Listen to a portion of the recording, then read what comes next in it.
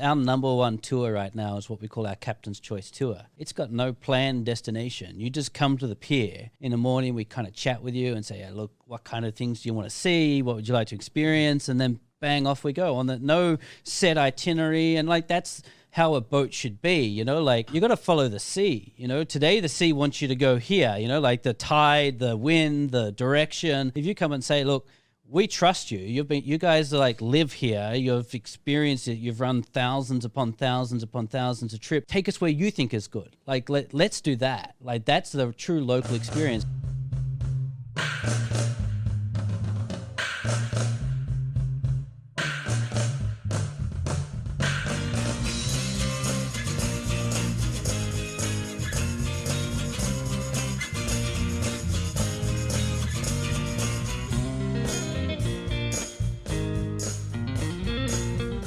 Welcome to Fruiting Body Podcast with your host, Brendan. Today we have another legend of a guest. It is Shaun Stenning from 5 Star Marine. Now, you can watch episode 10 with Shaun on our podcast. He was on an earlier episode that was more focused on like Shaun, who he is, what he's all about, what brought him to the island, and what he's doing. Today, this podcast is something I've been wanting to do for a long time. This is for anyone out there that is trying to understand a little bit more about Thailand tourism, specifically off the coast of Phuket. We're going to be trying to focus on all the different islands around here and what they give you. So maybe we'll jump over to Phang Nga Bay, Hong Island. Shaun's way more fluent on what's going on that side because he is the owner and founder of 5 Star Marine, which is also our sponsor. Now, I know we're going to maybe get some hate in the comments.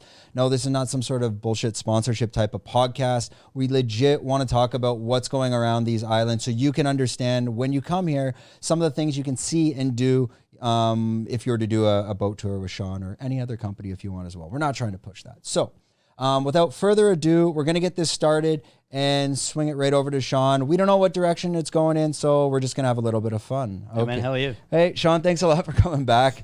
So let's just jump right into it. I'm a tourist. I'm traveling. I come to Thailand. I reach out to 5 Star Marine, and I want to go on it's a VIP private boat tour around the islands off the coast. Now, this is off the east coast of Phuket. Could you just run us through like a typical day? What are some of the things, the islands we would stop at, some of the things we can do in terms of caves? Just run with that and let us know your thoughts and what you've experienced. Yeah, sure. So I think let's start with the kind of concept that Phuket as an island becomes a jump off point to all of the locations that come around us. So you're right. East Coast, we've got something like 200 odd islands out there. West Coast as well. Now in the kind of November through May periods, you've got the Surin and Similian Islands. A lot of people come to Phuket with this concept that we've kind of just got 2 islands. It's like one is Phi Phi and one is James Bond. And they don't even know that Phi Phi is actually a cluster of islands. It's a group of 6. And then James Bond Island is a group of 40. So they're well known because they're in movies. But, you know, there's kind of this misconception that that's all we've got when you come to Phuket. And kind of, if you're looking to go with 5 Star, or even you're going to go with anyone, I'd kind of say, look, don't start with wanting to go to one of these 2 destinations. Reverse it up and say, what do you want to experience? You know, like a lot of people say, I want to go and see James Bond Island and I want to snorkel. Well, anyone who's been into Phang Nga Bay, there's nothing to see under the water. You know, it's beautiful visually above the sea, a little bit like going kind of back into Jurassic Park. Yeah, it's super murky. I mean, I remember once, on a side note of that story, I was with a friend and we had a GoPro and it slipped out of her hand. And we spent 2 hours with like, someone had scuba gear and it wasn't that deep. I could touch the bottom. So it was about 5-7 meters. Yeah, so that's to put it into perspective. Like that whole Hong Island, Phang Nga Bay, you can't see anything anyways. No, and going back thousands of years, you could walk across that area.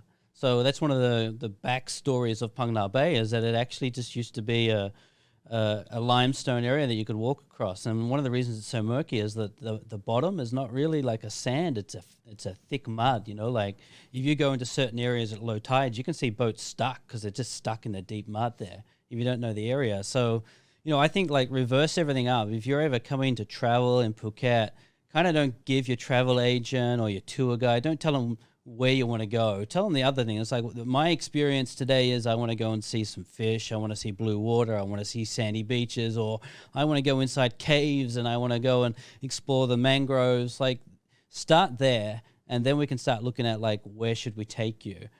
That's one of the things that really I'm trying to change the perception of about how you tour in Phuket. You know, like I talk to my guides and my team all the time and say, we're not about operating tours. We're about providing experiences. So throw away, today we're going to go to James Bond and start with, today I want to do this. This is what I want to experience today. And if part of that experience means that we do go past James Bond, that's great. Or if part of that experience is we do go past Maya Bay, that's great. But like, as we go on time and time and time, something like James Bond Island becomes less relevant to the next generation. You know, like that was a movie that was so long 70s. ago. Yes. What is it, The Man with the Golden Gun? Yeah, now sometimes we get customers kind of turning up and they're like, so we're going to go to James Bond Island today. They're like, who?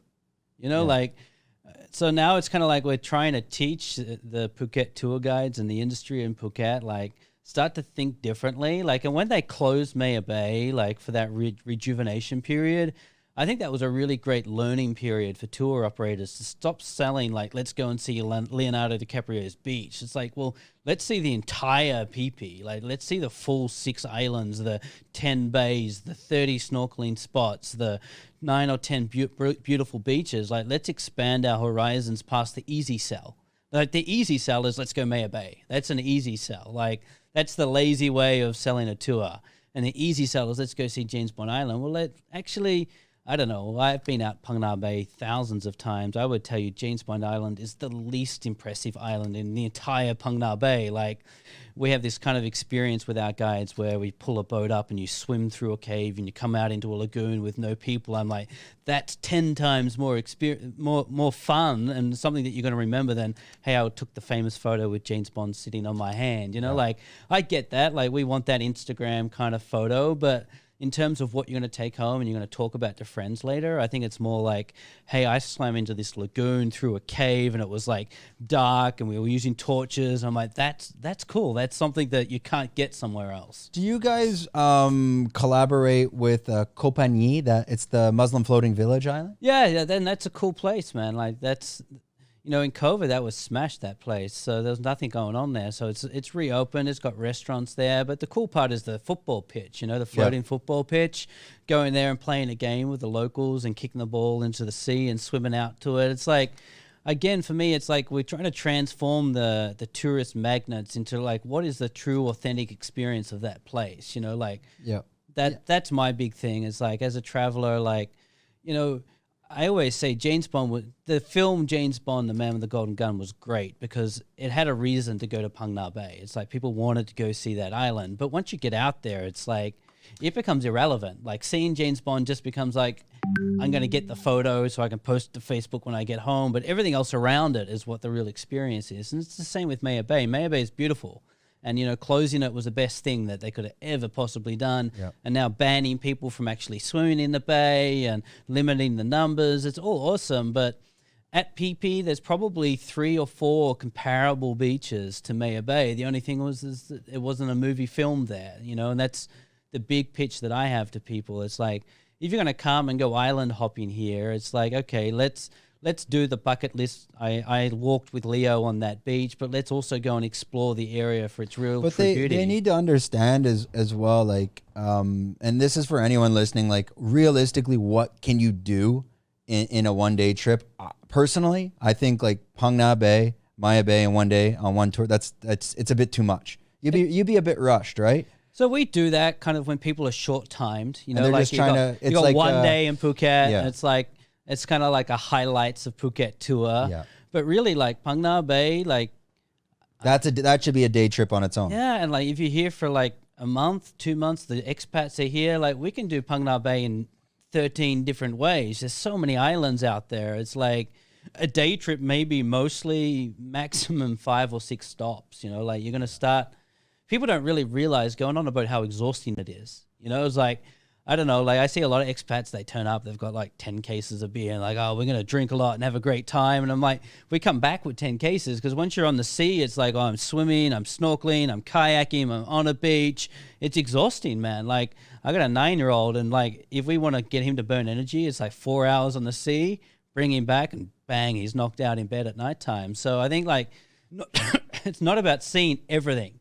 Yeah. You know, it's like trying to like customize and build an experience that you're going to remember without it being so packed with stuff that you can't really enjoy what you're doing, you know, like too much boat time kind of detracts from the experience. And then, you know, it's like you don't want to be packed. Like this is the thing that we pitch with our company. It's kind of like, we're not going to say go here and then 30 minutes next spot. It's like we want to go there, and when you finish that experience, like you've done as much as you want to do in that spot, then let's go to the next spot. Let's don't sit there at the start of the day and say, here's 10 places we're going to go, 10 minutes here, 15 minutes here, half an hour here, lunches 20 minutes, rush pizza as you're running, you know, like that's not I don't like to travel like that. I need like a little, it's meant to be relaxing. It's meant to be like experiencing it. How do you do that if you're rushed from spot to spot? So yeah, and these places, people need to understand that like on a speedboat, if you're at, let's say James Bond Island and you want to come down to Maya Bay, I mean, it's got to be at least 45 minutes on a speedboat. It's an hour and a half, man. Okay, so that's it's a big distance, and when you're on those speedboats, an hour and a half, like I'm talking straight on a speedboat, destination to destination, it's not that comfortable. So when you're out there and you're experiencing Maya Bay or Phang Nga, it's much easier if you're kind of doing your little, 10 minutes here to 10 minutes there to 10 minutes there. You're going to have a way better experience, in my opinion. Yeah, and I think like you bring up a good point there. I get asked a lot, like what's the difference between a speedboat, a catamaran, a yacht, like, and I'm like, well, price is obviously the major factor, but it's kind of like if you're going to go and rent something like a catamaran, it's a bigger investment. It can't go as far. So I always say to people, is that when you're renting a boat, it's like, are you renting to go to a destination, or are you renting to enjoy the ride, right? So like a catamaran is like you don't really want to go far. You're there to kind of just be on a catamaran, and you're there to kind of lay back and experience it. A speedboat's about getting to beautiful destinations that may be further away. So I agree with you. Like the comfort of a catamaran compared to a speedboat, sure, you're going to have a way more comfortable experience on a catamaran. But the speedboat's about being able to go to multiple locations and enjoy the beauty of the location rather than the beauty of the journey. Does that make sense? Yeah. Is it possible, and we'll do a quick, we're brought to you by our sponsor. No, I'm joking. Actually, it's a good time. Don't forget, can you guys, if you like and subscribe, and actually if you share this content, that's most important. It's really going to help us boost up in the algorithm so we can keep making content for you. So go over, smash that subscribe button. And we love you for doing that. The question back to it was, is there any options? Let's say we're out doing Phang Nga Bay on a speedboat tour, and we ask, hey, could you drop us off at Koh Phi Phi, and we want to stay the night, and tomorrow when you're coming around, can you take us back? Is that an option you've ever been asked before? Yeah, we do that quite frequently, and like in Phang Nga Bay, there's this really cool 2 floating houses, not at Phi, it's just a little bit back, it's hidden in the mangroves. And these 2 floating houses, it's the coolest experience you get. Like you go and do a bit of Phang Nga Bay, get dropped off there, and then they have their own little restaurant that's on a barge. And so at nighttime, at sunset, you go sit on the barge, enjoy a nice Thai food as you're driving through the mangroves. Like this is one of those unique experiences. You have that relationship with them, so people can. Yeah, like the great part is that these 2 floating houses, they don't have a website. The guy doesn't even have a phone number. Like, so if we want to get him, it's like we're gonna drop past 2 days before and say, hey, got some customers who'd like to come and stay at your floating house, and it's like good accommodation, like for a floating house in the middle of Phang Nga Bay. It's nice, man. What part is it in Phang? Like, will you get like the view of the landscape as well from out there? And like he's got his little fishing gear on there, and he's got these little canoes. That's like something unique, that's uniquely Thailand. But that's one of the best things I've done was there's nothing, again, it's nothing to do with at all. I stayed at Koh Phi Phi, and it's the sunset and the sunrise. When it comes over like those limestone cliffs, you're only going to get it those times. So that's why I recommend to a lot of people to stay at those hotels if they can. And they're not expensive. No, and again, like that's the big thing that I'm trying to change perception when you come to Thailand, that you book a destination. It's like our number one tour right now is what we call our Captain's Choice Tour. It's got no planned destination. You just come to the pier. In the morning, we kind of chat with you and say, yeah, look, what kind of things do you want to see? What would you like to experience? And then bang, off we go on the no set itinerary. And like, that's how a boat should be, you know, like I say to people, it's like, you got to follow the sea, you know. Today the sea wants you to go here, you know, like the tide, the wind, the direction. And so it's like, if we have to fight the sea all day, the experience is not so much fun. But it's like, if you come and say, look, we trust you. You guys are like live here. You've experienced it. You've run thousands upon thousands upon thousands of trip. Take us where you think is good. Like, let's do that. Like, that's the true local experience. Like, I was just in Korea not so long ago, and I was like, I want to go and experience Korean local food. Well, I'm not going to go and tell the guide where to take me, right? It's like, I go to the guide and like, take me to the coolest local food. Like, maybe I have some dietary restrictions and these are what they are, but let's go. And then off he goes. He's like, well, these are the hidden places. These are the places that Google doesn't tell you about. These aren't the places not featured in the movies. You know, like that's the way to experience local culture, man. It's did you run into Chris while you were there as well? Yeah, I did. Did you see that dance thing he did? Shout out to Chris. I don't know what the fuck that dance was. It was ridiculous, but okay. It just happened. We were like in the same area on the same day. He was shooting one of his videos in the area that I was. Oh, sorry, Chris Parker retired working for you. Yeah.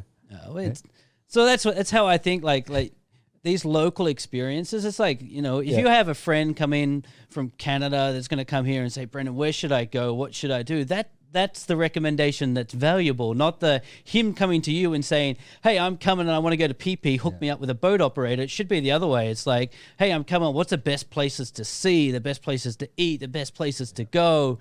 That's a better question in my view. Yeah, and also, like, if you're, like, I do some scuba diving off Koh Phi Phi, and if you're taking people out snorkeling, and they say they want to go to a certain destination that they've heard of in Koh Phi Phi, well, there might be no visibility that day. So a lot of the times you got to listen to the captains themselves. They know where they're going to go. I have this perfect example, man. Like in a normal Phi Phi tour, people would like go to Viking Cave. This is where the birds' nests are. It's a normal stop for a group tour. And sometimes we'll put this in an itinerary that I'm giving to a customer, and they're like, oh, we don't want to see a cave. I'm like, we're not going for the cave. We're going for the water clarity. Like at Viking Cave is the clearest water in all of Phi Phi in the right wind condition. So it's like, don't kind of like assess a situation based on what you think it's going to be. It's like, we might be going there because of the condition. We might be going there because of the water clarity. It's like, that's it. It's like these guides, they're out there every day, man. This is what they do. This is what they live, you know? It's like, I can't go on people ask me like, do you personally drive the boat? I'm like, yeah, I've got a captain's license, but there's no way I'm going to go drive the boat. Like, I mean, these guys are born and bred here. Yeah, like, how does a captain become a captain? Well, at 10, he's driving a long-tail boat around Panay Island, flying around, racing against his friends. 12, he's fishing. 14, he's fishing. 16, he's an engineer. 21, he's a captain. And so he's born and bred on the sea, man. Like, that's his life. Yeah. So it's like, I might have a license, but, you know, like, going back to, like, I think 4 years ago, right? Like a cruise liner was coming past Phi Phi, and to save money, this cruise liner didn't hire a Thai captain to come on. So normally like a big cruise liner would come across the sea, and when they come into Thai waters, they'd bring a Thai captain on to navigate the Thai waters, right? They thought, oh, we'll save some money, so let's do it. So they went and they ran aground at a big boulder in Phi Phi, right? So the boat had to get evacuated, and then they had to tow the boat back to Singapore. Long story short, this boulder, every Thai captain knows, right? We know it's not on the charts, it's not on your finders, but we know it's there, right? If you're a captain that's been in this area, you know it. So they decided to shortcut some money and sink their boat. And it's like, well, if you had hired a Thai captain for a few $1,000 baht, like you would have saved yourself a whole bunch of headache and a whole bunch of money. And that's like, I'm the same thing as like, come here and go with the Thais. They know where to go. They know what to do. They know what to experience. They know like caves that you don't know about. They know snorkeling spots that you don't know about. They know hidden bays, you know, like Phi Phi is well known for Maya Bay, but in my opinion, Wong Long Bay is way better. It's like this little hidden bay. For snorkeling or just everything in general? Just in general. No people there, beautiful beach, and you go through this little gap to come out into this huge bay, and it's like everyone goes for Maya Bay, but like Wong Long Bay is like way better, man. Yeah, on that, the whole PP side, you're talking a little bit about Viking Cave, and Actually, we did a history of PP with Pim. She's one of the owners, and she's doing all the operations at PP Princess. You can just check it out. Type in history of Koh Phi Phi. It's more interesting information if you want to find out more about the island. But when you're going past Viking Cave, are they still harvesting the bird's nest over there? Yeah, the bird's nest is still there. What are you able to share more information on? Like, what is that industry, or is that kind of a let's not talk about it subject? You might not get banned by YouTube, but other people. Okay. All right. So go deal with Pim. You can the government can handle her.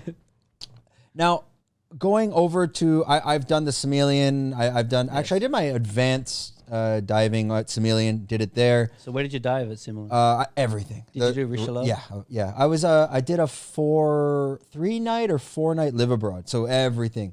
The problem with Similian, I tell everybody, is after you go there, sorry, I was about to swear. There's nothing compared to it. Like, I've never seen, like, yeah, okay, PP is great for scuba diving and diving, but the whole Surin Island, Similian, and Rochilla Rock, it's got to be a top 5 in all of Southeast Asia. Maybe one of the best. Do you guys do boat tours over Similian as well? It's number 1 dive site in Asia. Oh, ranked number 1. It's ridiculous. So I'm going to contest you. So now you're going to have to come out with us. Okay. Because Similian's beautiful, busy, popular, well known. I think Koh Ha, Koh Rock, same level water clarity, but better coral and better marine life because less boats, right? Like Koh Ha's the one is off Koh Lanta? Yes. Okay. Yeah. So if you go to Similian, you've got about an hour 45, 2-hour boat ride, right? You can head the complete opposite direction for the same amount of time and go to Koh Ha, Koh Rock, right? Mm. People contact me to go to Similian, and I love it. Similian's great. Like, we were out there a few days ago, turtles everywhere. It's amazing. It's a beautiful spot. But December through March, it's packed. There's so many people there. So generally, I try and push them and say, you should go Koh Ha, Koh Rock. Same experience, no people. And in my view, like Koh Rock, let's talk coral, right? Like, you go to PP, it's a lot of bleached coral, dead coral. It's had wear its and tear. Yeah. Tons of wear and tear. You go to Koh Rock, full color coral, some of the amazing kind of formations of it. Like, if you want to see what PP was like 20 years ago, go Koh Rock. Now how's his mic on the screen? Is it cutting his face off? Okay, we're good. When are you over at Alpo Pier? So you jump off there and you're taking the speedboats down to Koh Ha from there? Boat Lagoon's where we're going from. From Boat Lagoon. Yeah. Okay. So from Boat Lagoon to Koh Rock's Koh Ha's about an hour and a half. On the speedboat. Yeah, by speedboat. And are you guys just like ripping it the whole way, like pedal to the metal? No, like again, for us, we've got to manage fuel. So we're doing maybe 28 knots, 56, 57 kilometers an hour. And I guess you can stop at PP on the way. Yeah, so I try and build all that into it. Like, but again, like if you're coming to me and say I want to go Similian, you already know you're up for an hour and a half, an hour 45, 2 hours of boat time because you got to go around the whole island. Yeah. I'm assuming there's not many unless you go all the way up to Khao Lak. There's no jump off point for Phuket. But even from Khao Lak, it's an hour and a half. You know, it's an 80K. It's a distance away, man. It's a distance away. For us, like to go to Similian, we normally leave from Saracen Bridge. Oh, so you're coming up and through. So we bring the boats to Saracen Bridge, bring the customer to Saracen Bridge, and off we go. That's the shortest and directest line to Similian. But still, it's boat time, man. It's a fair amount of boat time. I always say to people, it's like, Similian's a great destination, but it's like a second, third visit to Phuket destination. Like, do something closer first. Go Russia Yai, go Russia Noi, go PP. Like, you can get a similar experience, but like, again, if you're looking for that water clarity, and you got to come out with us now. Like, I'm gonna say you're gonna turn to a Koh Rock Koh Ha convert. Yeah, it's on my list, but I always thought like I'll go there when I go to Lanta because I'm like it's the same thing for everyone. It's like to get to a destination, unless you're doing a whole day trip and hitting a lot of spots, and if that's just your final destination. An hour and a half on a speedboat direct is a long fucking time. Yeah, it is. It's a long time. Yeah, we always say to you, like, it's not a kid-friendly trip. That's an adult or an adult-kid kind of trip. I mean, you're probably out the door at 6 a.m. and getting back at 6. Yeah, full day. Like, yeah. Especially with Similian and Koh. Like, with that travel time, you're thinking I got 4 hours there and back. You know, best case scenario, it's... How far is it you can jump off Railey as well, or is it like how far are we talking? If anyone, because I guess this information as well, maybe people are watching this, they're in Krabi, they're in Koh Lanta now, and they want to jump off to Koh Ha. They can jump on a longtail or a speedboat as well. Like how long would that take? From Lanta, it's about 45 minutes. That's okay. That's not like too a bad. normal PP trip. PP is about 45 minutes from Phuket. Then I think from Railey, it's not ideal. The line of travel. Like I'm always thinking about wind. From Railey, in this time of year, from Railey to Koh Ha, Koh Rock, I'm directly into the wind. So it's just going to make it kind of like this. That's why I don't mind going from Phuket, because I got a different angle. By having a different angle, I can ride the waves differently. But, like we started, like, because you said Richelieu, and I'm like, yeah, that's great dive site. So have you done anything up in Koh Lipe? I did dive in Lipe. Did you see the red coral? This was like 5 years ago, and I've had too many beers since then, so I don't know. No, I don't know if I might have. I wanted, when I went down there, so the way I went down there, and I know you guys are doing like tours down there. You went with Nando, I think, and we'll talk about that. The way I went there, I flew to Langkawi. Yes. Because I was like, I can't be bothered. I would love to do the island hop the whole way down. I flew to Langkawi, and then the speedboat across was okay. Then it's like an hour. I went diving, but the time of year, or it was the time of month. There's like a very special, like, I can't remember the dive site. It's their best dive site, but they said the tide was so high because of the moon, and when you get there, it's too strong, the current. So I couldn't go. So they did other like little island hops there. But did you go to that main dive spot there? So that's a 8 Mile Rock. That's where the whale sharks are and everything out there. And it's cool. And if you get caught in the current, like it's literally like you're fighting. So they have rope it now. They're putting these cross ropes across, so the boats kind of hang off on the side, and then you pull yourself through because the current is wicked. But it's worth going just to see the pink coral, the red coral. It's amazing. Yeah, Lipe it's a gorgeous island, but I was there 4 years ago, and at that time you could, when they're building that, there's a huge beach club thing there. It was pumping. I didn't go in, and I'm like, I fell in love with Lipe. It was supposed to be like this, like 20 years ago. What's nice about Lipe, it reminds me, it's like Koh Phi Phi without the lunatic drunks running around. And it's nicer. It's like, it's just more chill. It's very relaxed. You're not going to be raging with buckets. The water there. It's got a good vibe. The water there is very comparable to Boracay. It's like this, like it's the images of the water that the internet wants you to make make you think what Thailand looks like, but it actually looks like that there.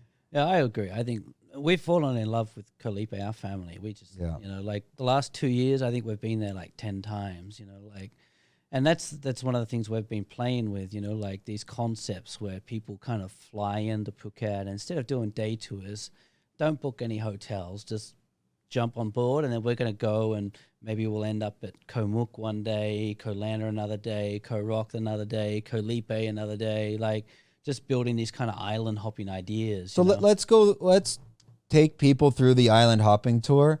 That's something I've been here since 2006. It's something I've always wanted to do. So could somebody like a family or whoever, they want to get a package? And again, guys, this is not sponsorship. This is legit information that people won't get. Let's say we want to jump off at Boat Lagoon and make our way down to Koh Lipe.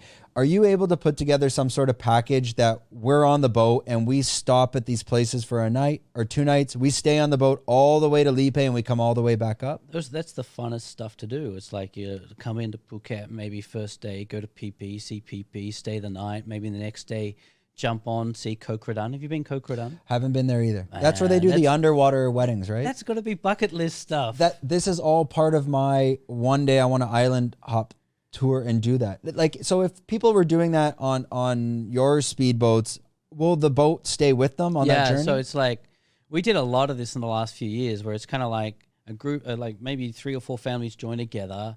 They book a boat for like 5 days, and they're like, we just want to see the best of what's to happen. And we don't even book hotels, it's like on the way to halfway through the day, we're like, oh, this is where we're going to end up. So then we're calling ahead, finding hotels. And like, that's the coolest experience. It's like, no plan, like travel's meant to be free, it's like the whole concept is like free yourself from the concept of going to work and having a schedule and following, it's like, let's just break free and travel free, like, and that's what we love, that's, as a tour company, it's like, the bread and butter of a tour company is PP, James Bond, these day trips. But the stuff that we really live for is like when a customer comes and is like, here's 5 days of our time, just make it the most amazing 5 days you possibly can. And it's like, that's what we did a lot of the last few years, man. That was the stuff I loved. It's like, let's go and find Koh Muk, let's go in Emerald Cave. Let's go stay at Koh Kradan, which has got these kind of cool, funky beach bungalows with nobody else on it. You want an island party? Well, there's only 5 beach bungalows on that island. Like, it's like a private island at nighttime, and it's got this amazing, you put a big fire on the beach, you're barbecuing. It's like that's the stuff you take home into the memory bank. Like, that's the experience that lasts. That's the image of Thailand, Koh Phangan, like 20, 30 years ago. Yeah. That's what it is. So let's say we have 5 days. Let's just, I guess we'll use this for clips and reels. We'll call this the island tour, the 5-day tour of jumping off at Boat Lagoon Pier. And can you hop us all the way down to Lipe and all the islands we're going to stop at? Yeah, so I think, day one's Phi Phi, day two, stay Lanta. When you're at Lanta, see Koh Kradan, Koh Muk, Koh Ngai. Day 3, hop down to Koh Lipe. While you're there, Koh Lipe's got 3 really great snorkeling routes, 3-day tour, great snorkeling routes.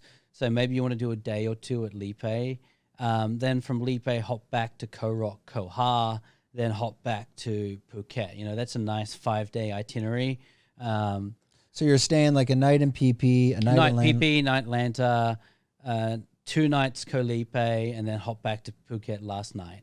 And then kind of do the Koh Ha on the way back. And do Koh Ha and Rock on the way back. Yeah, because people, they need to, if you hop on the boat, let's say, again, at Boat Lagoon, and you just take a speedboat to Lipe, I'm assuming that's 8 hours? 4.5. Oh, it's only 4.5. Yeah, she's a 4.5 Oh, okay. journey. I really thought it was about 8 hours. Yeah, it seems like that. Like, the first time I ever went to Koh Lipe, and this is the secrets behind tour companies building routes. We're all on, like, it's just my staff on the boat with me. We're like, we're going to go and explore Koh Lipe. This was like when you couldn't travel outside of Thailand. So it's like, we want to go and see some new routes. So we do these concepts in our company where we book the boats and the crew out, but with no customers. And it's like, we're going to go and find new places to go and explore. So it was like, I found Koh Lipe on a map, and I'm like, we're going to go there. And the captains are like, we've never been there, don't know where we're going to go, how we do it. So we've got all this fuel on board. We got like 1,800 liters of fuel on the boat, because we don't know how much fuel it's going to take. Yeah. Where you're going to stop, where you're going to find fuel. So it's like, we're heading to Koh Lipe, and I'm using like a Google map to get there because none of us knew where it was. It's like generally this direction. It's like, we didn't even know what Koh Lipe looked like. Like, this is the very first time. How long ago was that? I think that was 3 years ago. It was my first trip to Koh Lipe. Okay. And getting there, like, once you're there, like going in over because Koh Lipe, in high tide, you can get to the beach. In low tide, you need a longtail boat or... Yeah, because the boats, again, I took the speedboat over, and it actually has to stop, and they transfer you onto the longtail. Yes, yeah. So we were like going there, and we were lucky we hit high tide because we hadn't learnt any of this. We were lucky, and we're cruising in, and you're like over the coral, and you're like, this is like what Thailand's like. Like, this is like what it was... When you see the pictures, like the experience I was having, it was like, that's what it's like. And so then we were there. It's like we were like, how do we get a supply line in the middle of the sea? Like, how do we get fuel delivered to us? How do we get supplies delivered to us? And that was the coolest. That was the funnest period of time, building these routes and building supply lines. And now it's like, because we've done all that, it's like when we go to Koh Lipe, we know how to get a supply boat to bring us fuel. We know how to pick up fuel in Koh Muk, Koh Rock, Koh Ha. It's like all of this, we've built supply lines now. And it's like that there has created an ability. It's like people come to me and it's like, how far you can go. It's like, as far as you can dream, we can go now, like, because we can do that. And, we've even got supply lines in Similian and Surin. You want to go stay a night in Surin, we can do that now. Like, that's why I'm trying to come up with this concept. Like, our bread and butter is day tours, but we really want people to kind of expand their horizon past that and just think about my tour to Phuket is maybe 3 days in Phuket. I'm done Phuket. Now I'm going to jump off and I'm going to go and just live this experience. Yeah, to be honest, like just spend no time in Phuket. I mean, unless you're going to live here. I mean, it's great to stay on Surin Beach where we are. I mean, Patong's a seed hole. I mean, you got your restaurants up here in Bono Avenue. That's great. But if I was a tourist, people. So a question for you, right? If you're a family, you got kids, Patong. Well, it doesn't make any sense. I don't get it, man. Like I get that a lot. It's like we're a family of 6, got 4 kids. We're staying in Patong. We'd like to go on a boat tour. I'm like, who advised you to go to Patong? Like, Google and SEO. Like that is not the place to go. It's everybody that comes to Phuket the first time, they always go to Patong. The first time I ever came to Phuket, you go to Patong because it just looks busy and that's the place to go. And that's where you know you won't get bored. So where's the family place to go then? I would say, but like this area, Surin. Like it would be the best. I mean, it depends. If you're Russian, sure, go to Kharan or Kata. You're gonna find like these different pockets around the island. But Phuket, it's a jump off, and most the Brazilians do it right. So all the Brazilians that come here, they fly and they stay one night. They get blackout drunk in Patong, and they barely catch the ferry to PP, and then they just stay in PP. If you're coming, that's one way to do it, but. If you're looking to kind of island hop, the speedboat way is interesting because at least you don't have to go by land. Like if I'm in Phuket and I want to go to Krabi, taking a car actually doesn't make any sense because you're going to go to Railey and you don't need the car there anyways. Yes. But if you want to just island hop, yeah, you're going to want to go PP, Railey, Koh Ha, Koh Muk, Koh Kardan, Koh Lipe. And this way, you don't have to deal with that headache of, okay, do I get the motorbike? Am I going to get run over on the road? Is it going to rain? Like it's much simpler. However, yeah, of course, like there's no lie. The price is completely different, but if you have the budget for it, it's going to be way less of a headache to do it that way with a family than if you were to kind of take the ferry and jump around and get off the island and try to find hotel. I think the process would be a lot smoother. Yeah. And I think it's also, in my imagination, it's what a holiday is about. Like it's less structured, it's more kind of relaxed, and it's just building these memories that you can't delete, Do you guys stop at Railey and let people go there for a night? You're saying more stopping at like Lanta and then... So I like Lanta because I think it's a little bit less known, a little bit more relaxed, less people. Railey kind of... mid-December through kind of February gets busy, like you and I get to experience Railey in that kind of quiet period of time, and it's like, it's beautiful when there's not a lot of people there. I'm not somebody who wants to go on a holiday. My worst nightmare is to go on a holiday and land on Maya Bay with 1,000 people. I'm like, that's stressful. I don't want to do that. I'm like, least amount of people possible, unique experience, as much kind of natural environment as I can get. That's what I want. Like my boy, he loves Universal Studios, and that's like my worst nightmare to go there. It's like so many people, and I'm in lines all day. It's like, it's hard when you live in Thailand as well. Especially Phuket, we're really not used to crowds. I mean, the biggest crowd we're going to hit is traffic driving around. But it's the same when you go to Bangkok. I find you feel a bit overwhelmed. Yeah, I can do Bangkok 2 days maximum, 2 days, and I got to get out of there. It's too many people. I don't go anymore. I'm done with it. It's I'm over. Are there any like hidden islands? Like anyone can pull up a map, and you're going to see Koh Muk, you're going to see Koh Kardan, you're going to see Koh Lipe. Are there any hidden supply lines or islands between them that if you really zoomed in, there's like, some guy living there's a lot of them up in Phang Nga Bay, but when you go that area, are there any islands? Like Koh Labong. Have you been there? No, yeah, but I've heard cool. of it. It's very cool. And there's accommodation on these places? Not 5-star. No, but yeah, I mean, it's got stuff like a guest there. house or like Koh Ngai. No, people don't know this one. She's beautiful. That's a beautiful island, Koh Ngai. Where's that at? It's like halfway between Koh Kardan and Koh Muk. Okay. And it's got, I think, one of the better snorkeling experiences. And because it's not very well known, then you're up towards Koh Lipe, you got Koh Adang. Yep. I think, the big thing to think about is like, think about where everybody is going and then decide you're not going to go there. because then that opens up so much more space for you for where you want to go. You know, like people like say to me, I want to go to Ras Shayay, and I'm like, you don't really. You probably actually want to go to Ras Shanoi. You know, Ras Shanoi is the nicer place, the better place to go. Like you can go to Ras Shayay, and in a busy period, 3, 4, 5, 600 people on it.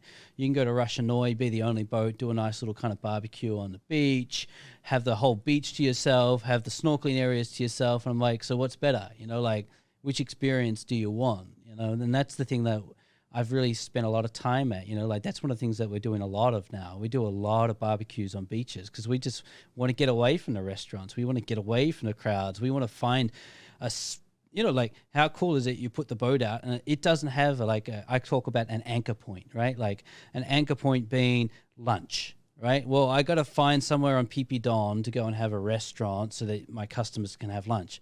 Well, let's break the anchor point. Put the barbecue on the boat. And let's put some fishing rods on. Whatever you catch, we're going to barbecue. If you don't, we've got some backup food on the boat. And now that becomes like this unique experience. Like my boy's 9. He's a free diver.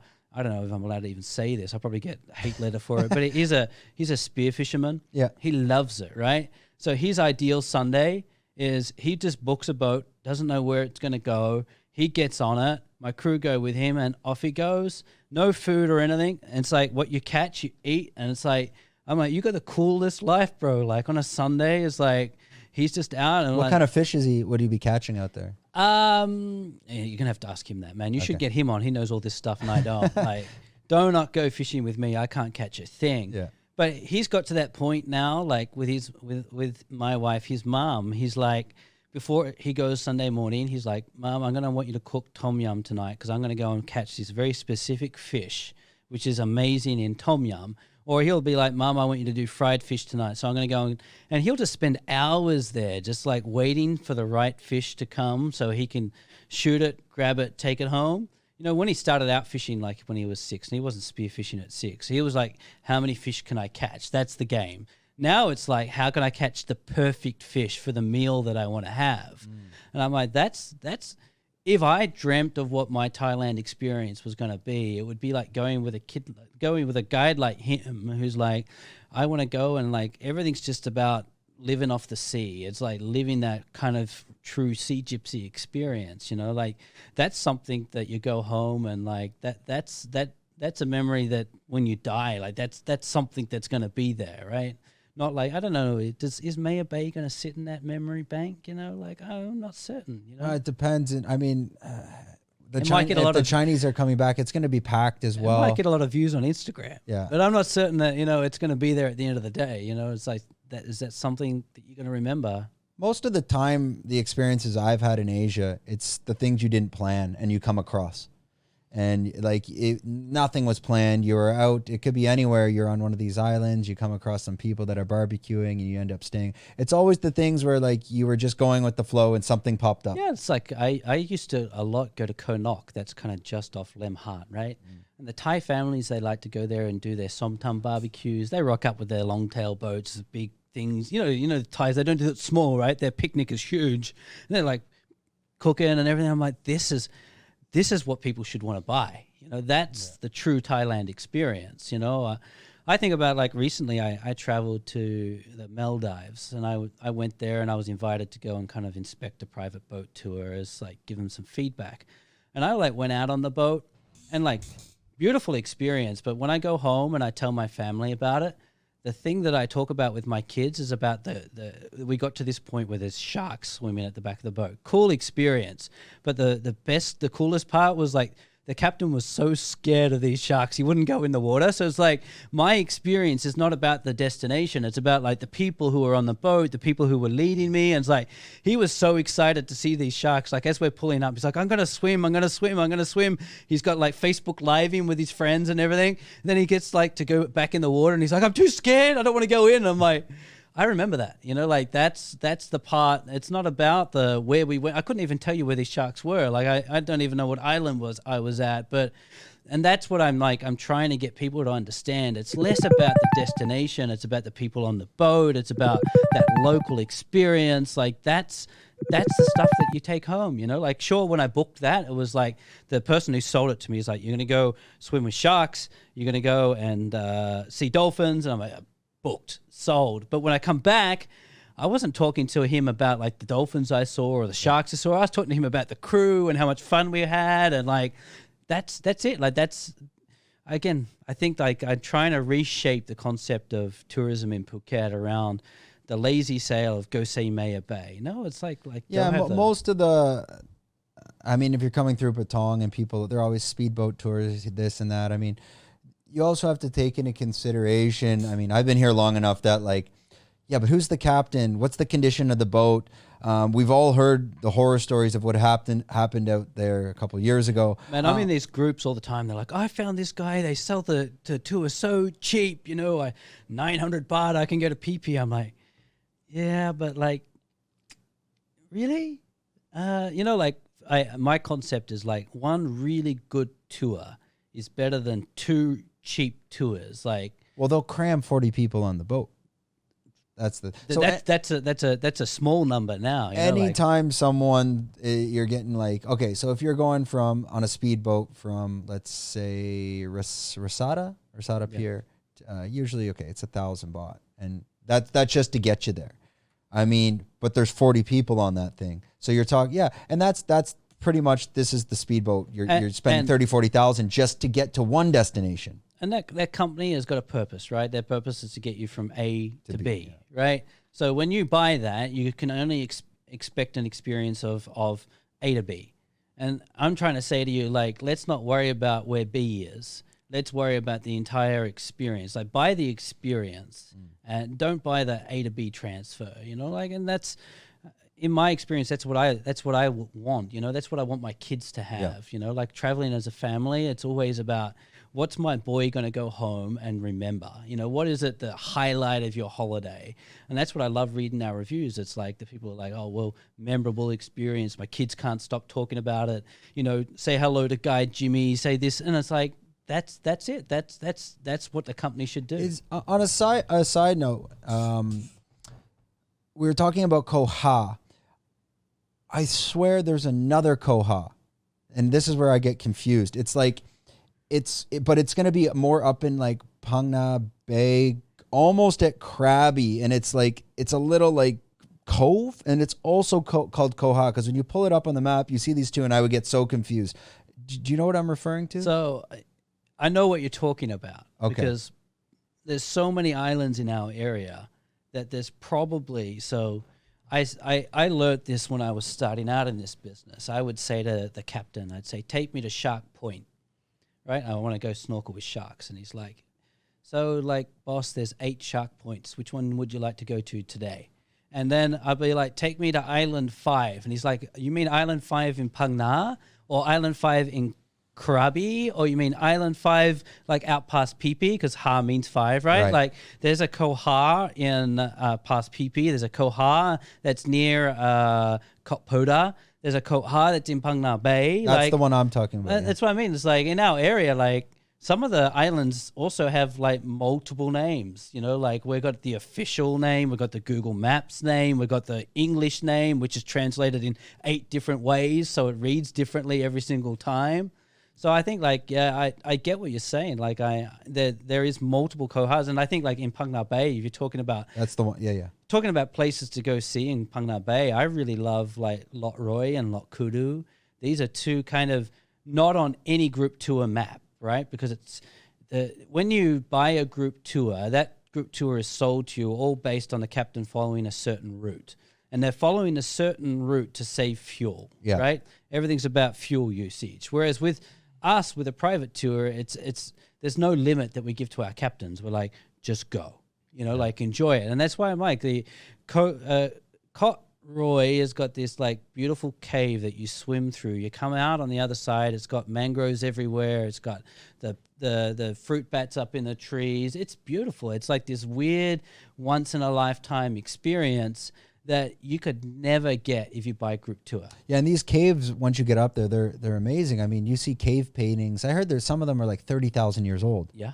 Like you can see it looks like, you know, cave people essentially. Yeah. From like way back, not way before, like not like the Viking cave era of like 500 years ago. You're talking 30,000 years ago. Yeah, And I think like that's one of the reasons why for us we have a lot of captains and guides and stuff who knock on our door looking for work because they're sick of driving a set route. They're like, I'm so bored of going to the same places every day.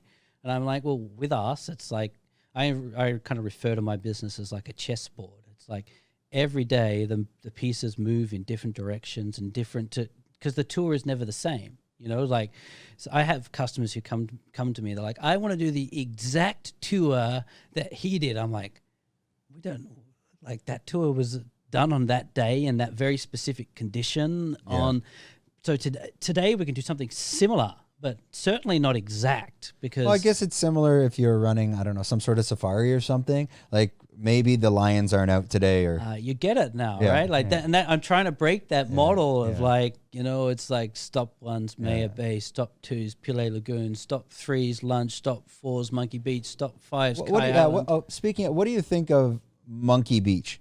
Because I have my reserves against that fucking lunatic place.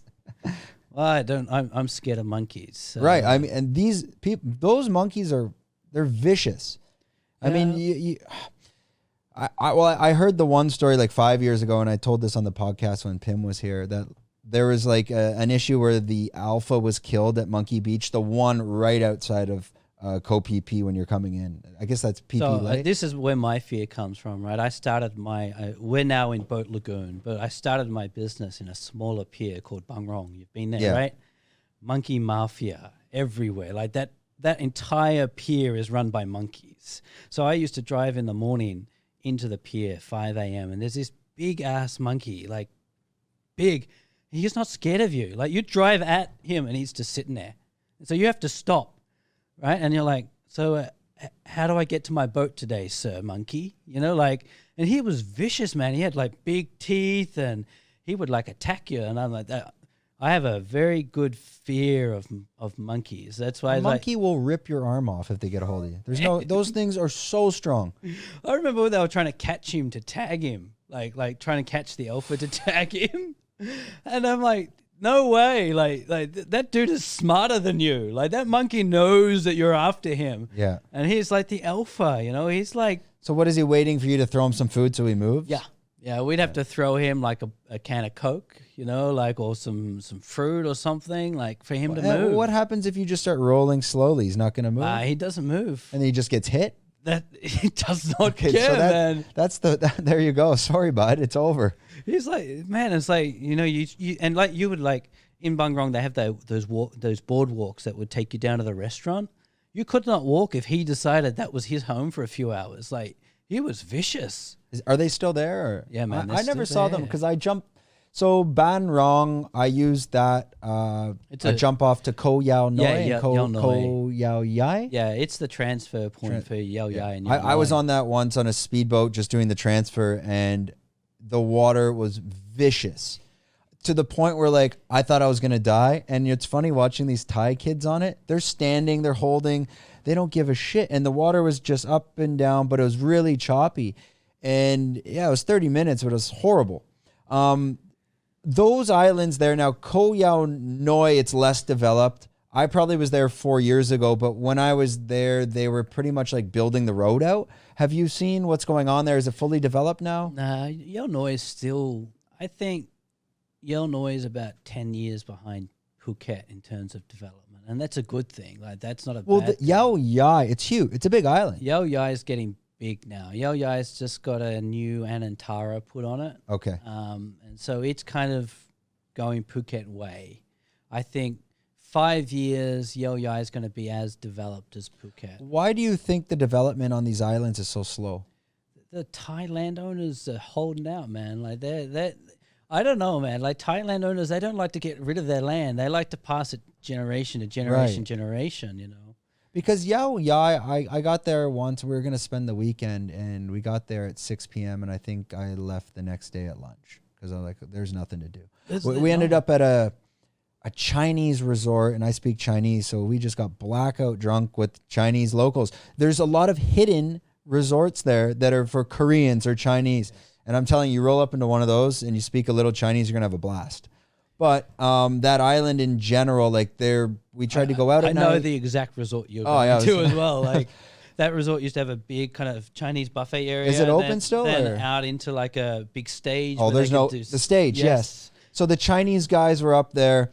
They were doing karaoke. 2 Chinese guys were black. One guy was singing a song and puking mid-song and going back to it. And I'm assuming because China can't come in, those are probably completely closed. They're shut, man. Yeah, they have to be shut. Yeah. And need big money to get them back open again. I mean, they're huge resorts, right? Yeah, so there's not much to do on Yao Yai besides kind of stay in and to be honest, there wasn't even much to see. Like there's not waterfalls. I think I was talking to a customer the other day and they said, why would I go to Yao Yai? And I'm like, if you're looking to retreat from the world, you just want to go and stay in a nice resort for a couple of days and really just do nothing. Because there's no beach there. It's all that low tide. Yeah, low tide's nothing, and there's no snorkeling. It's not like it's go to get a break from the digital world. Like a good digital detox place, like if that's what you want to do. But it's certainly not an island where you're going to go and swim off the beach and snorkel and stuff. No.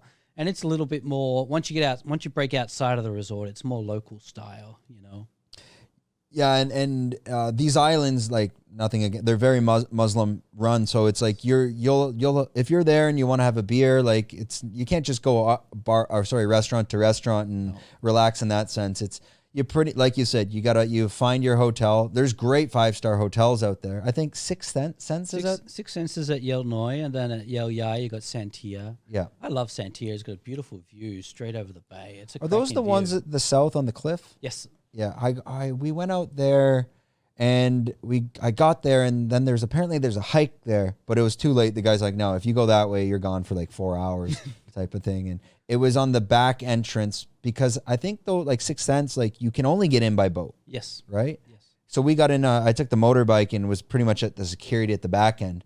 And they were like, and apparently those places, they used to have a lot of cliff jumping back in the day too. And they kind of shut that down too. Yeah, well, that area was where the Red Bull cliff jumping used to happen. Right. Yeah, it's like just off Six Senses out in Low Ladding. That's where Can you still do that or? I get asked that a lot. People are like, where can I go cliff jumping? I'm like, National Park is kind of cracked down on that. They cracked down, right? They're, it's difficult. I think they don't want the risk associated with it, like there's rock climbing in Railey, and maybe there's the what's next to Railey, the little beach there. Ton Sai? Ton Sai. They still do. They do the base jump. Yeah, base jumping there. I love Ton Sai at sunset. The base jumping happening, the whole Ton Sai vibe going on. I was there again randomly. I just I'll go that way, and I want to go check out Ton Sai, and it was like 3 or 4 p.m. I ended up staying there, having some drinks, eating, met random people there. They were doing the base jumping, and then I was too lazy to go back home. I'm like, I'll just get a hotel room, and I stayed the night. I think my first experience of Ton Sai was going to that bar where they got their whole kind of laid back outside sitting and right on the front, or did you go over the wall? So I was right at the front. I did the wall after, in the evening, but the front is like kind of sitting there. And then it's like the base jumping. You got kind of aerial yoga at the same time, or whatever they call that. It's all going on. It's like, this is like a cool vibe. This is a vibey place. But really now nice. I was there 2 months ago, and then I hopped. Have you been there recently? No. Okay, so I hopped the wall, and then because now this used to be the mushroom planet of the world. Like it was mental. But you hop the wall, and then they had all the bars and the restaurants, right? What's the go with the wall? Have you had anyone explain to you? Okay, so the wall was that all that land there was supposed to be a resort. So the wall was blocking it off because they were building a resort. And then in Thailand, money didn't come through, and they just finished the wall. That was it. So did you add any hate speech to the wall? I love reading that wall, man. I never. No, I don't think I've read it on the other side. Yeah. Yeah, I'm sure. Well, the locals were probably pissed off, but then they just put like a bamboo ladder on it. Yes. And everyone's going back and forth. There's tons of vicious monkeys there, and they have gibbons there. Yes. And those ones scare the shit. They're huge. I mean, a gibbon is rip your arm off. So I hopped the wall. Ton Sai is an experience. Huh? I love Ton Sai, but it's devastating. It looks like a tornado ripped through it. So we hopped the wall 2 months ago, went over, and I just wanted to see, the restaurants are there, because this is what happens when the Sea Ward ripped through here like a tornado. That whole bar street just it's all gone, man. All gone. Really? Not a single thing on there. because they did the whatever you could, the metal scrapping. I thought that Ton Sai would survive. Got it. Because it was like, Got it. it's kind of like a black hole. Like some people go to Ton Sai and never come out of it. It's like they're there for years. It looks like, it looks like a tornado ripped through it. Because so what's cool about that, devastating. I'm sure, how quick can they rebuild that in high season? They could probably demolish it, throw up some. I bet you it's being rebuilt right now. Oh, maybe. I always thought Ton Sai was kind of protected from that kind of concept. No, they were. I think a lot of the people that probably live there and running bars, their homes are probably on the mainland. I always said to my wife, if the world ever ends, I'm going to just move to Ton Sai. Like, it did not survive. So I always thought that was the last safe haven to go and hide behind that wall and just have your own kind of little village life. Did not survive. But it's cool that side, and anyone that heads over to Ton Sai and you go past the wall and you go past all the bars that are, they're probably coming back now. If you follow that path and you're going to look at this path and it looks like a road. You can take that path through the jungle. It's about 25 to 30 minute hike. Oh, you went up the other side. Right. And guess where that takes you? Right back into Railey. Really? Yes. So I did the hike. Bring mosquito spray. My girlfriend was losing her mind. Just follow it. Don't leave the path. It will come back around and it brings you pretty much, I can't explain. So have you done the Dragon's Crest hike there? I have, yeah. I did that one. You like that? I wouldn't do it again. Put it that way. The first hour until, when you got to get to like the stairs and it's kind of a ladder, you basically go up to that point and there is pretty intense because I think what you're actually walking through is a river stream. Yes. Right? Because you see all the rocks and it's not easy. And it's pretty much like that. But once you get up to the top, it levels out, right? So you've done the Ton Sai hike, Dragon's Crest. Have you done the... I've done the lagoon. Have you done the Phi Phi hike where you hike from Camel Rock, Ao Nui Bay all the way over to Sai Phi Phi? Yeah, and then I'll take the long tail back. I didn't know that you were a hiker. Oh, I'm a hiker, bud. It's a good hike over here in Kamala. So when you're going to, let's say, Cafe Del Mar, and before that, there's always a lady. You got about 2 minutes left anyways.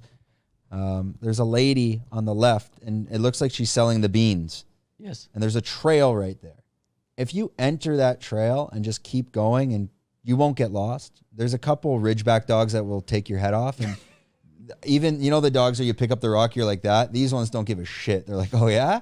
Luckily, they're tied up. So don't get, at first I was like, are we sure we should do this?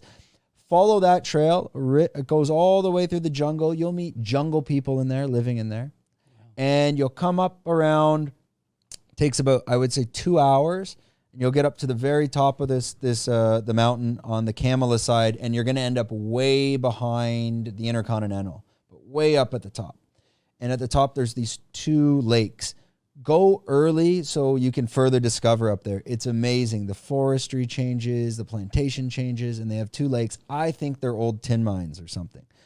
And what's nice is when you get out of there, instead of doing 2 hours back, there's like this industrial road that you can just, instead of, mountain climbing, it's 10 minutes down like that.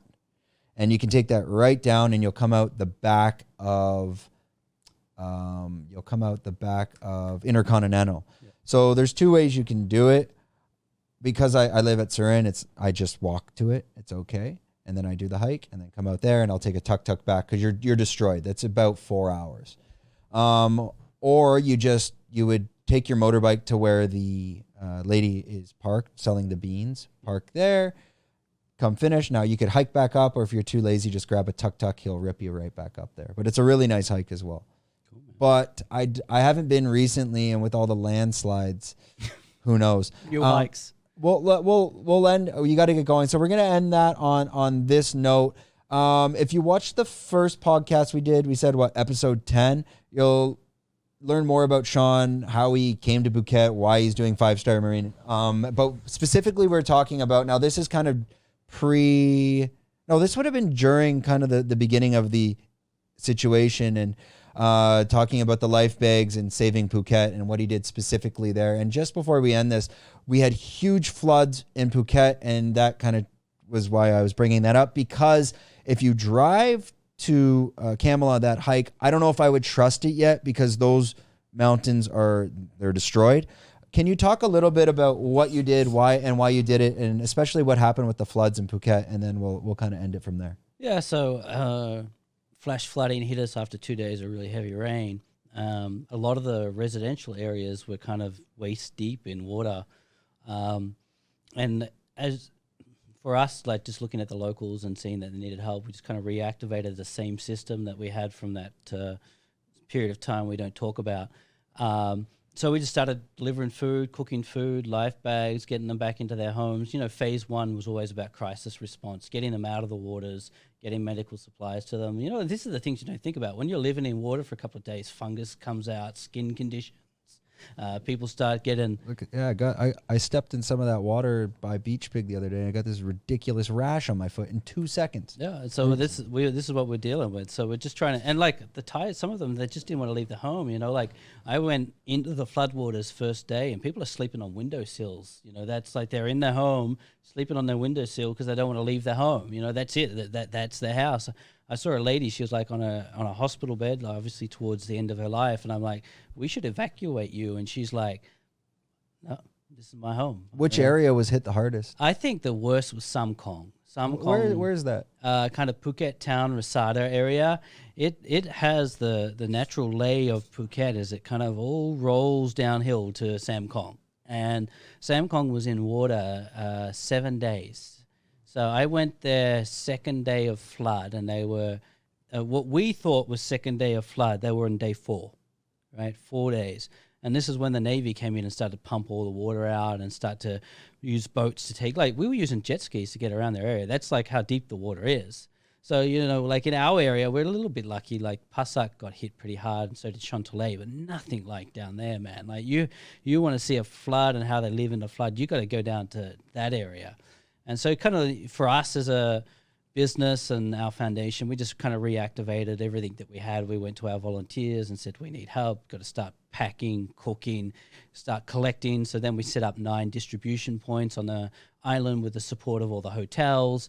And this is the greatest thing. This is what I love Phuket, man. This is why I'm going to stay Phuket the rest of my life. I think is like Phuket in its worst is at its best. You know, like when there's a disaster, everybody in Phuket just drops everything that they're possibly doing and says, let's help everybody.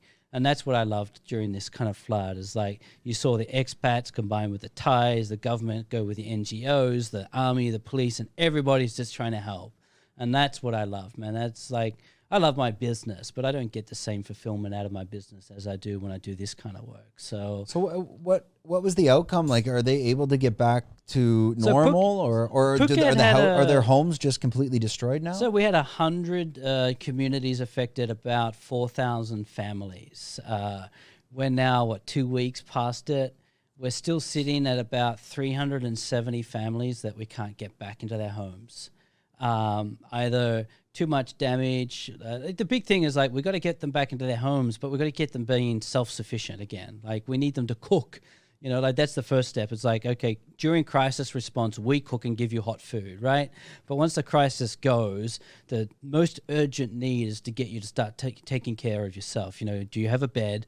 Do you have electricity or gas so that we can get you cooking? Do you have supplies that you can cook? Because it's not like this bad thing that we don't want to cook for you. Of course, we want to help you, but like the quicker we can get you self-sufficient, like that's what we need. You know, like I did this whole mobility project on Phuket, and people are like, why are you getting people mobile? Like, here's the crazy part about economics and how it works in Asian world, right? Like, if you're Thai, you're sick, you're immobile, that takes 2 people out of the family generally to take care of you, because the Thai healthcare system can't take care of you. Like, once physically there's nothing they can do for you in the hospital, they discharge you. It's like, okay, well, you've got broken legs, off you go home. And so then that normally means 2 people are taken out to take care of you. So then maybe that's a mum and a kid. So now I got a kid out of school and a mum out of work taking care of one person. So the big thing about self-sufficiency is like we want to make that one person self-sufficient so that those 2 people can go back to work. And so like post-flood response, our goal is to get you self-sufficient so that A, you can start taking care of yourself, B, then you can start taking care of the people around you, and C, you can get back to work. So now we're kind of looking at about 300 to 400 families that are not self-sufficient yet, like too much water damage to the houses that we can't get them back in. It's not safe. There's no power supply. There's no running water. The running water's compromised. Like, that's part of the thing that a lot of us don't think about is like, okay, we're flooded. Well, what's in the flood water? You know, like, have we hit sewage supply? Like, it's a sewage supply now in the flood water, and then is the flood water then contaminated the drinking water? And these are the things like we need to start thinking about. And this, like, Sam Kong was hit the worst. So do you see that turning around quickly, or is there still a lot of work to do? I think, like, I was asked this the other day, how long do we think we're in phase 2? Phase 2 is getting people back in their homes. I think we're 2 more weeks in phase 2. We've got to fix the water supply. And that's if it doesn't continue raining. That's if it stopped raining. Like, my thing was, once it stopped raining, we've got 5 days left of crisis response, right? That's cooking food, providing for people, cleaning things up, and then trying to get them back into their homes. That's crisis response. And then phase 2, which is kind of self-sufficient response, that's generally like a 6-week to 8-week plan. Like, one of the great things about the period of time we don't talk about is that we build these plans. You know, we start having these response. You have these protocols in place Yes, now, so it's turnkey. And that's the thing, man. That's what I loved about, like, the flood was devastating, but what I loved is, like, the phone call network started. Like, the first day the floods come, the government calls us because they know that we have connections and networks in the expats. They're like, the expats, we would love if they could help with this. And they're like, our project was cooked food and bedding. It's like, well, that then alleviates them to think about, okay, we're going to pump the water out. We've got to get infrastructure experts in. Like, if they don't have to think about that, that kind of frees them up. So, and that's the relationships now that we have on the island, where it's like, we say to them, like, tell us the problem that you want us to solve, and we'll solve that problem, which will free you up to solve a different problem. You know, like, they're trying to solve, I don't know if you've seen it in Phuket now, but they're building that new Patong road. Yeah. Yeah. That's on private land. So the government can't build it. Not the one that collapsed. So they're building a brand new road. Yeah. So the collapsed road, they're going to try and fix. And, like, let's say best case scenario, a couple of months to fix it. Yeah, that's best case scenario, right? So the alternative is they're opening up another road, a Patong to Shillong road. But guess what? That's all private land. Government can't develop. Where would that go through? Like Patong Bay Hill area? Yeah, so it used to be a dirt path that was kind of the locals would know about it to get away from the traffic, right? And so all these businesses in Patong combined together, pooled all their funds together, and have created this development fund where they're going to build the road. And I'm like, I love that, man. How cool is that? Like, that's innovative, collective, working together work. And I didn't even know that it was funded by businesses. I thought, like, from the outside, I'm like, this is a government project, government funding, government project. But as you dig deeper, it's not. It's privately owned land. The development is funded by private businesses, and they're building this private road to fix this public problem. You know, and how long is that going to take? Or 2 weeks and it's done. 2 weeks. Yeah. And they did that as a response to this hill? Yeah. Do you know the location, or is that going to be kind of for them, like it won't be for the public? No, they're going to open it publicly and donate the end process once it's all built is they'll donate the land back to the crown. Where would the entrance be? Oh man, I gotta assume it's got to be before you go up and towards Quran, like that. But how cool is that? At the end of that, like, we're now going to have 4 access roads to Patong, you know, and that's what I love. That's what the thing that I say to you, why I'm never going to leave Phuket, is because, like, that is like, could you imagine that in a Western world? Like, you got to get the landowner, the businesses, the development companies all to agree. It'd take 10 years. And they got to all to agree to do it in the space of, like, crisis response mode, which is 3 days. Yeah. And, you know, you and I both know right now the traffic in Phuket is horrific because that road right here. It's, my gosh. I mean, right now, we haven't been in the car, but we'll wrap this up once. Like, right when you come out the door here, pretty much like right to Boat Avenue, right to the highway. It's jammed because everyone that is in Patong trying to get to Central has to go all the way around the island. And then you have a cruise ship come in with 5,000 people trying to get off for a day trip. Jesus. So this road is so crucial, man. But that's the great part of Phuket. When Phuket is down, they rally. You know, they're together. And I'm the same as you. I'm from Australia. You know, that's a 20-year project in Australia with 30 levels of government approval, and I'm like, that was just done. And 10 times it gets squashed, and it's just never going to happen. Okay, Shaun's got to run. He's got some stuff to do as well, and so do we. What we'll do is I'm just going to kick it back to Shaun, and if you can kind of let everyone also know if they're looking to donate or be a part of those projects as well. Let them know on this camera how people can find you for that information and how they can get in touch. Yeah, sure. Like if you're looking to help Phuket and crisis response, all that kind of stuff, it's livingwatersphuket.com. That's our foundation here. It's 100% registered. We're registered here in Phuket, and we're also registered in the US as well. So US donors can get tax deductions as well, and that also gives us a higher level of audit compliance as well. You're looking to get out on a boat, obviously. 5-star Marine. Yeah, we'll be plugging and shilling the shit out of that. So I think Brendan's going to get a tattoo. That was in the contract. Yeah, right? Did you add that to the fine print? I don't know. I think I changed my name to Hans anyway. So Hans is getting that tattoo. All right, that wraps up another episode. Don't forget to like, subscribe, and more importantly, share. Leave some comments. Let us know your thoughts on what's going on in Patong, especially like with this traffic and getting around. But more importantly, for anyone that is a local on the island, just leave in the comments for these tourists coming in. I love you, I hate you tourists, but we got to survive. And let us know what your thoughts are around Phuket, Thailand, Krabi, PP. Where have you been? What do you love? And smash the subscribe again. All right, we're out.